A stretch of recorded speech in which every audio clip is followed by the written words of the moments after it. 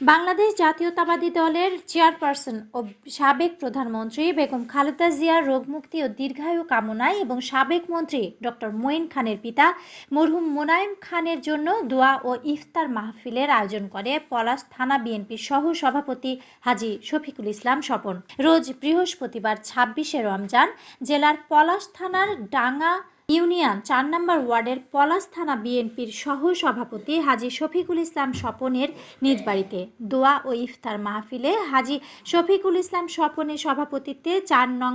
Word যুব দলের সভাপতি মোহাম্মদ মাসুদ রানার সঞ্চালনায় আলোচনা সভা অনুষ্ঠিত হয়েছে। আলোচনা সভা ও ইফতার মাহফিলে উপস্থিত ছিলেন সারোয়ার হোসেন, সভাপতি নরসিংদী জেলা সড়ক পরিবহন মালিক সমিতি, নরসিংদী জেলা তাঁতি দলের সভাপতি কাবিল, মোহাম্মদ বাদল কামাল, সভাপতি আন্তজেলা সড়ক পরিবহন ওসমান কবির কামাল, পলাশ থানা বিএনপি সাংগঠনিক সম্পাদক আবু বকর সিদ্দিক, ডাঙ্গা ইউনিয়ন বিএনপির সভাপতি সাইফুল ইসলাম শাহিন, সাধারণ সম্পাদক আমজাদ হোসেন রোকন, সাংগঠনিক সম্পাদক কিরণ, ডাঙ্গা ইউনিয়ন স্বেচ্ছাসেবক দলের সভাপতি মোহাম্মদ মামুন মিয়া, যুগ্ম সাধারণ সম্পাদক গাফফার, যুগ্ম সাধারণ সম্পাদক আরিফ, ডাঙ্গা ইউনিয়ন যুব দলের যুগ্ম সাধারণ সম্পাদক স্বপন, সাংগঠনিক সম্পাদক হারুন, ৪ নং ওয়ার্ড বিএনপির সাধারণ সম্পাদক এবারত, ৪ নং ওয়ার্ড বিএনপির সদস্য সাদ্দাম, রামিম, ৪ নং ওয়ার্ড স্বেচ্ছাসেবক দলের সহ সভাপতি সারোয়ার প্রমুখ নেতৃবৃন্দ আলোচনা সভায়